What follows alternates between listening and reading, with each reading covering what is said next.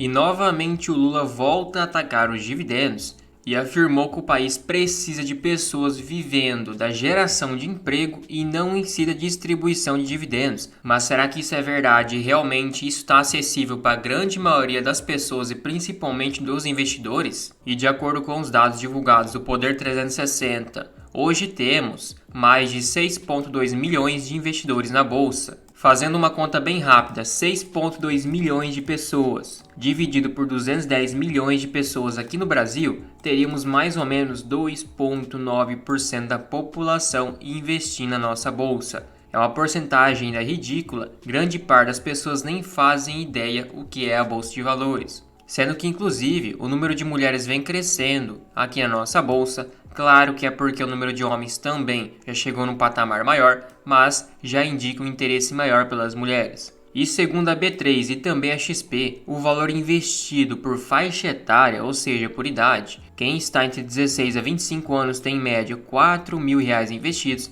que se você fizer uma conta de padeiro e receber 1% ao mês, recebe somente R$ 40 de dividendos, não é praticamente nada. Quem tem entre 26 e 35 anos tem 33 mil investidos, que daria mais ou menos R$ 300 por mês de dividendos. Quem tem 36 a 45 anos, R$ 78 mil investidos, não chega nem a R$ 1.000. A mesma coisa para 46 até 55 anos. E quem tem 56 até 65 anos, não chega também nem a R$ 100 mil.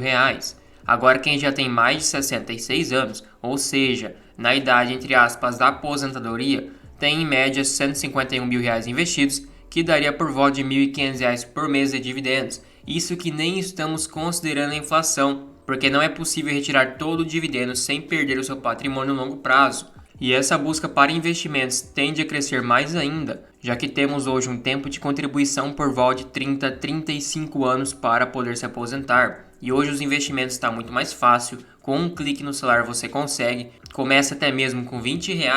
E se levarmos em conta o INSS como exemplo, está colapsando, já teve um prejuízo de mais de 300 bilhões em 2023 e quem recebe até R$ 7.700 desconta 14% de alíquota, ou seja, é descontado do salário R$ 1.090, isso para poder se aposentar, isso se conseguir se aposentar no futuro. E considerando o investimento de janeiro de 2006 até junho de 2024, então por volta de 18 anos e meio, não chega nem perto dos 35 anos, é praticamente a metade. Com um aporte inicial de R$ 1.000 e um aporte mensal de também R$ 1.000, aí você pode se perguntar, R$ 1.000 naquela época era muito dinheiro. Mas como não estou considerando o aumento do aporte ao longo do tempo, chegaremos no valor já atualizado de hoje.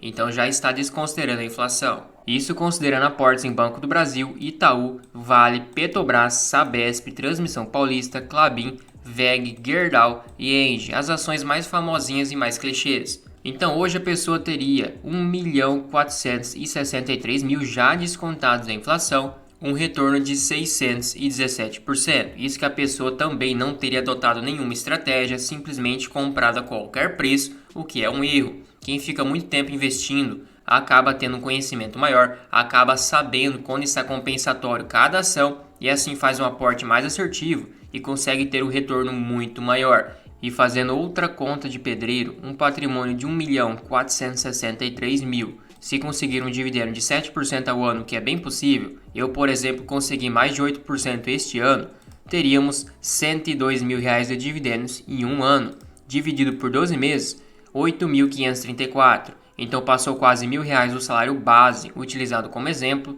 e a pessoa em 18 anos, entre aspas, estaria aposentada. Sendo que essa carteira ainda conseguiu ter uma volatilidade menor. O seu pior ano ela caiu 28%, enquanto o Ibovespa caiu 41%. E no seu melhor ano a carteira subiu 80%, um pouquinho menos que o Ibovespa. E tudo isso tem uma ligação também com a taxação dos dividendos, indicando que seria o correto a fazer, já que vários países no mundo também adotam essa tributação. Mas será que faz sentido mesmo? Aqui no Brasil as empresas possuem lucros operacionais, ou seja, o lucro é nos impostos, juros, depreciações e por aí vai indo.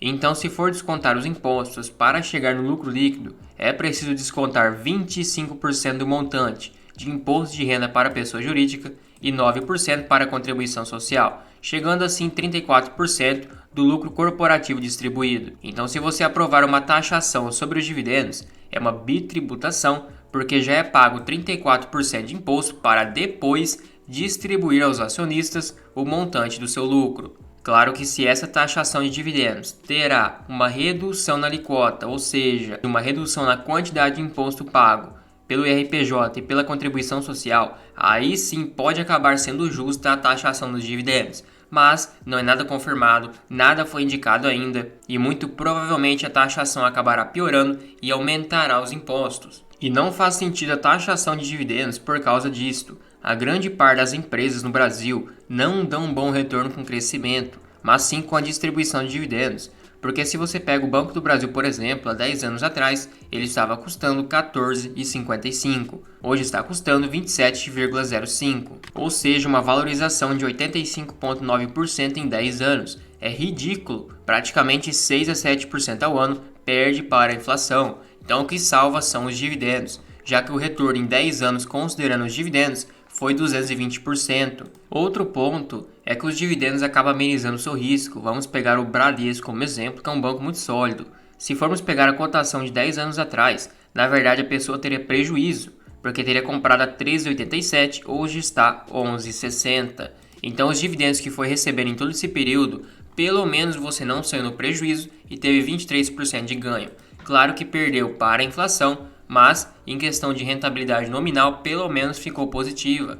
Então, quando você coloca a premissa que o seu principal retorno vem da valorização e do crescimento das empresas, tem um grande problema que as empresas aqui no Brasil têm uma deficiência muito grande de crescimento e que você só terá lucro quando vende ações, ou seja, você precisa ir diminuindo sua posição acionária para viver de renda. Já com dividendos não, você mantém o mesmo número de ações e vai recebendo dividendo. Então vai entrando para o seu bolso todos os anos o retorno, o lucro da empresa, e mesmo se a empresa acabar caindo muito, como você recebeu muito dividendo em muito tempo, você não fica no prejuízo. Outro ponto é a atratividade da nossa bolsa. Se um gringo, um investidor estrangeiro, olha para a nossa inflação acumulada pelo IGPM, que foi 531%, lá dos anos 2000 até 2024, de forma anual seria 9,6% só de inflação. Então precisa descontar essa taxa da sua rentabilidade do investimento para ter a taxa líquida. Aí você adiciona imposto em cima disso e desconta também o prêmio de risco, já que você tem um risco embutido, então você precisa pelo menos ter uma atratividade comparada às demais bolsas. Já que o S&P 500, que é o principal índice que reflete a bolsa norte-americana, subiu 90% em 5 anos. Então daria uma excelente rentabilidade, isso replicando o índice nem tendo o trabalho de escolher ações. Já a nossa bolsa brasileira, 24% em 5 anos. Então realmente, se você não tivesse nascido no Brasil e você tivesse nascido em países potências mundiais, por que você investiria num país emergente, com grande histórico de corrupção, com uma baixa rentabilidade e uma baixa inflação? Algo tem que ser atrativo para compensar o investimento na nossa bolsa e compensar a assumir todo esse risco, já que as principais empresas de tecnologia, as empresas que existem há séculos, estão no mercado norte-americano e aqui as empresas vivem quebrando, aqui as empresas não têm uma longevidade tão grande igual em outros mercados e principalmente quem se mantém mais tempo no mercado consegue os melhores retornos. Também não se esqueça de se tornar um membro apoiador aqui no canal, você recebe selos de fidelidade para te diferenciar nos comentários, tem prioridade de resposta, acesso a uma planilha de preço teto e a um grupo no WhatsApp exclusivo para membros. Tudo isso por somente R$ 2,99 por mês. Fica um valor bem acessível, você nem percebe que está pagando, mas me incentiva demais.